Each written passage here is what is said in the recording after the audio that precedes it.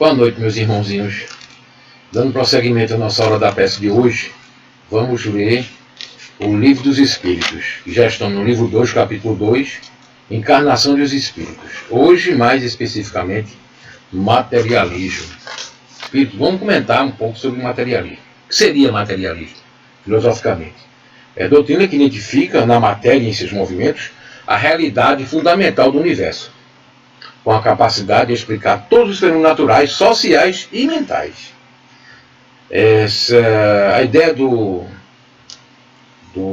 materialismo começa lá 300 anos antes de Cristo, antes da Era Comum, com Epicuro, ou Epicuro para alguns, que começou toda essa brincadeira. Em filosofia mesmo, materialismo é um tipo de fisicalismo que sustenta que a única coisa da qual se pode afirmar a existência é a matéria. E, fundamentalmente, todas as coisas são compostas de matérias e todos os fenômenos são resultados da interação materiais, que a matéria é a única substância. Em suma, o materialismo se opõe ao espiritualismo. Quem é materialista acredita que tudo se acaba com a extinção da matéria. A morte do corpo físico, quando ela acontece, acabou-se a existência da pessoa. A pessoa passa a ser, ter uma vida apenas da matéria. Né? O espiritualismo é toda a doutrina filosófica que entende que a vida prossegue após a morte do corpo físico. Seja como você acha que possa ser. Alguns acreditam na ressurreição, com um corpo glorificado. Alguns acreditam que mesmo depois da morte você vai ter uma vida além disso aí, mesmo que seja depois de um certo tempo, mesmo que seja o espírito que volta a viver numa outra dimensão, seja como for. A existência, a sobrevivência da inteligência, além da morte do corpo físico, é espiritualismo. Toda. Mas ao longo do tempo, depois dessa ideia que nós temos de materialismo frisada aqui por Kardec, por isso que eu quis colocar essa observação para nós, vem sofrendo alguns desgastes. Já não é mais a mesma daquela época das perguntas que fez Allan Kardec. Não é mais a mesma. E a partir do século XX, por exemplo, Albert Einstein demonstrou a propagação da luz. Entendeu? Isso aí são ondas a partir de pequenas partículas. Se é pequena partícula, elementos materiais, né? Que ele denominou de fótons. Né? O eletromagnetismo, a radiofrequência, por exemplo, mudaram a maneira de se pensar a matéria, já que são forças que não são palpáveis, digamos assim, mas exercem uma série de fenômenos físicos no nosso dia a dia. Né? Os estudos quânticos também vêm mostrar a matéria de um modo que difere da matéria palpável. Comenta-se até em universos paralelos, que é a interação, nossa interação no dia a dia, em todas as decisões que nós tomamos, num imenso emaranhado de possibilidades. E essas reações, elas vão fazendo uma corrente, entendeu? E nessa psicosfera que nós vivemos. Né? É aquela coisa de ação e reação. Né? Que a cada atitude que nós tomamos, ela vai ter uma reação no futuro.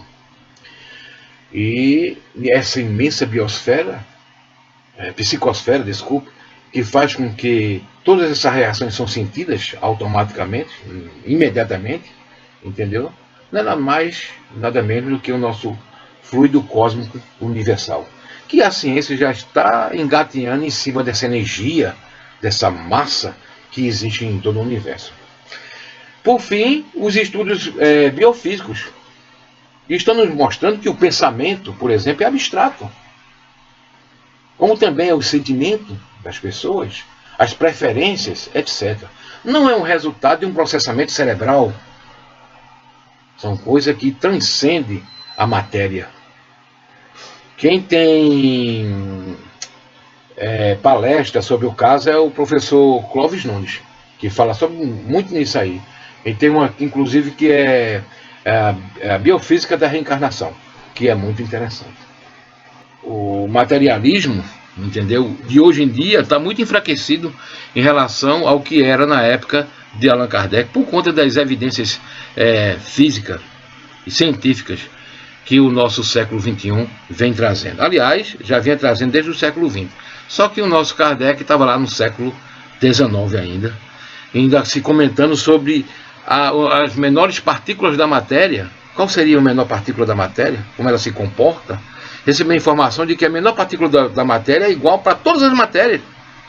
Ela se difere da maneira como elas estão vibrando, como elas se associam para formar um campo energético, para diferir um átomo, já que eles já conheciam a molécula na época, um átomo de determinado elemento químico, seja de um jeito e outro de outro. Há combinações alternadas, entendeu? De pequenas partículas chamadas quarks, que influenciam eletricamente o átomo, para que ele seja determinado tipo de átomo e outras combinações de determinado tipo de outro átomo.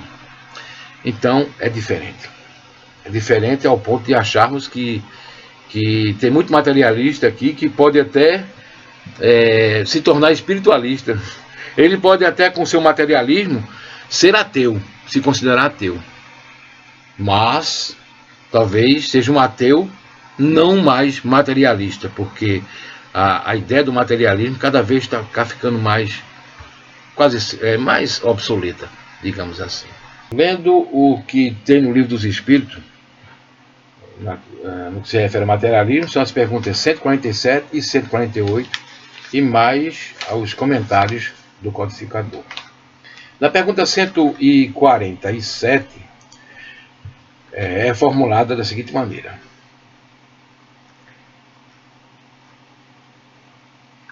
por que é que os anatomistas, os fisiologistas, e em geral os que aprofundam a ciência da natureza, são com tanta frequência levados ao materialismo?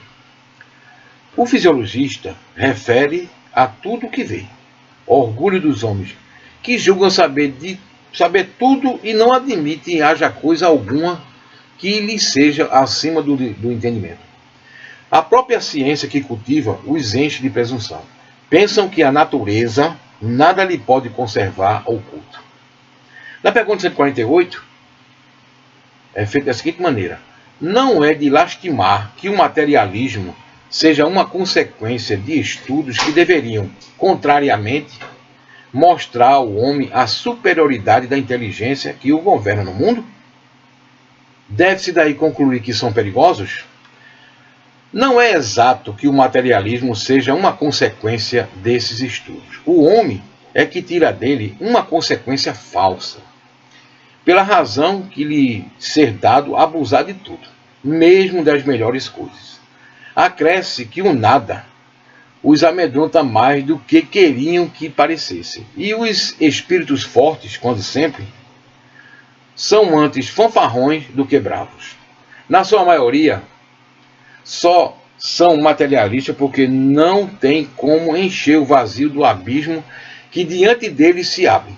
Mostrar-lhe uma âncora de salvação, que eles se agarrarão presunçosamente. Então, os comentários do nosso codificador.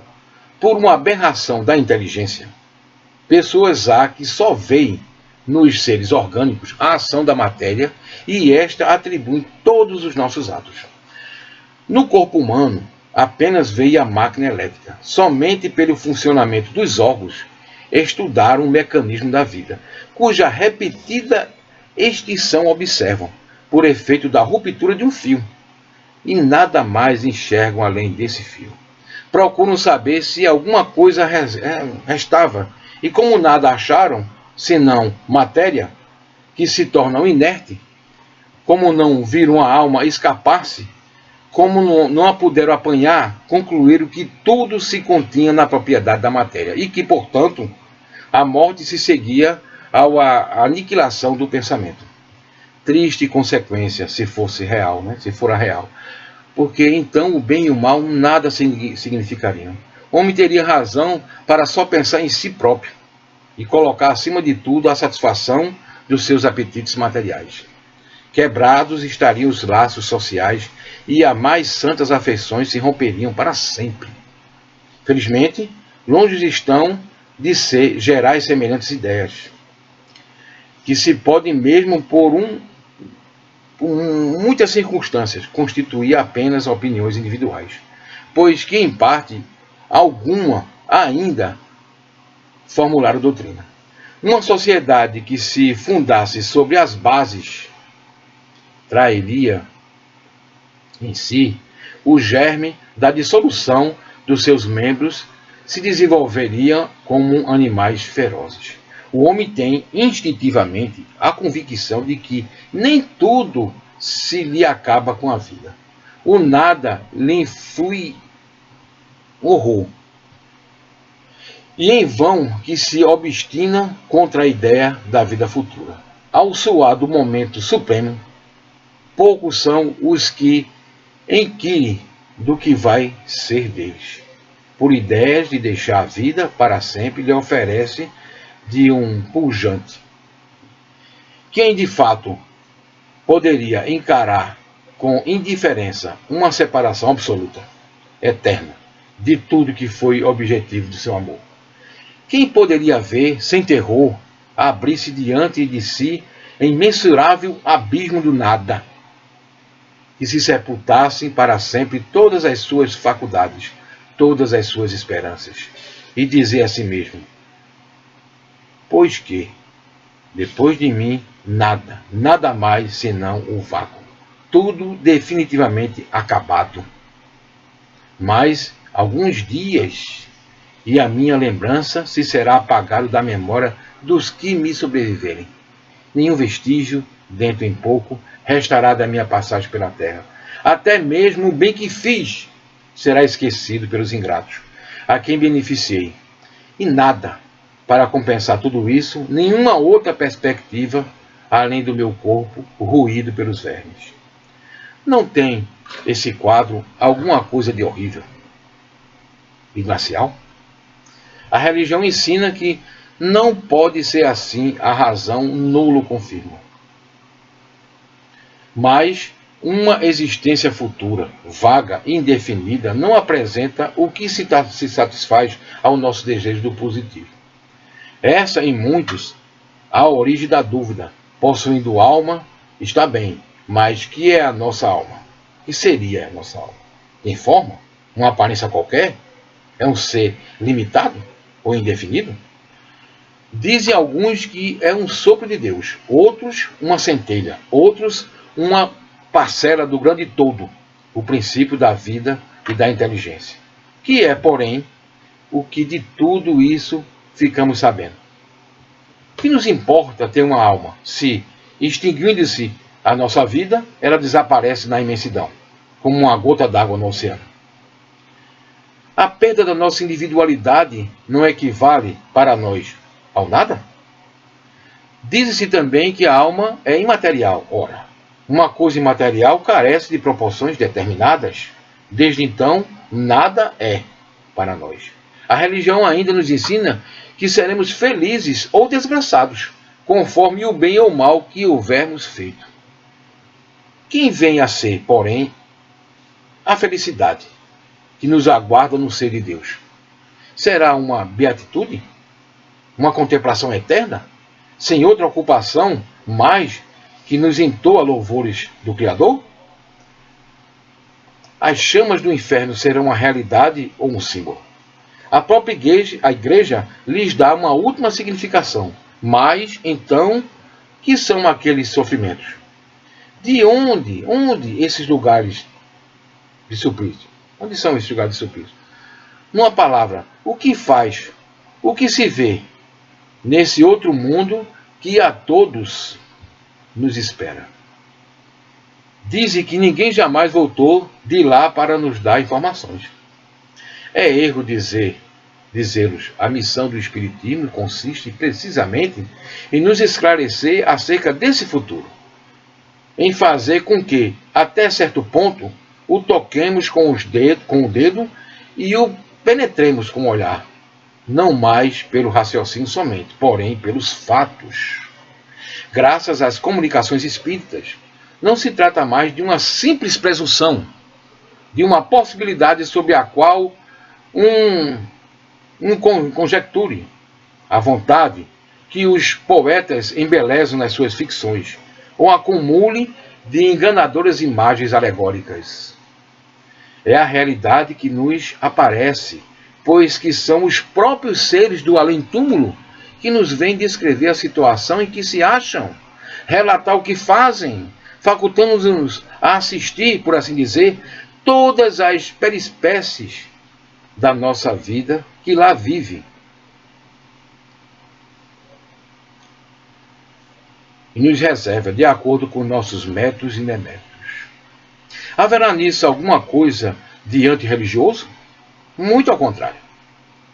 Porquanto os incrédulos encontram aí a fé e os tíbios da renovação, do fervor e da confiança. O Espiritismo, pois, é o mais potente auxiliar das religiões. Se ele está aí, é porque Deus permite, e permite para com as nossas vacilantes esperanças, se revigore para que sejamos conduzidos à senda do bem pela perspectiva do futuro. Portanto, meus irmãozinhos, o Espiritismo vem desvendar esse mistério, mostrar que podemos confiar na vida futura, porque são eles próprios que estão nesse outro plano, né, que vêm se comunicar e mostrar para a gente como esse outro plano se comporta, as suas particularidades e como a coisa é feita. São informações dadas pelos próprios irmãozinhos que já estão desencarnados. É por isso que faz nós acreditarmos na sobrevivência da inteligência, do individualismo após a morte do corpo físico. E para destruir de vez aqueles que acham que tudo é uma consequência da matéria, das associações que a matéria pode nos trazer. Então, meus irmãozinhos, vamos fazer uma corrente de concentração, elevar o nosso pensamento ao nosso Pai Maior e pedir, nas nossas limitadas vidas, que Ele nos inspire para sempre caminharmos no caminho do bem. Só o amor, o bem, a compaixão, a caridade fará de nós pessoas competentes para evoluirmos na nossa existência e nos aproximarmos dele, como assim ensinou nosso Mestre Jesus.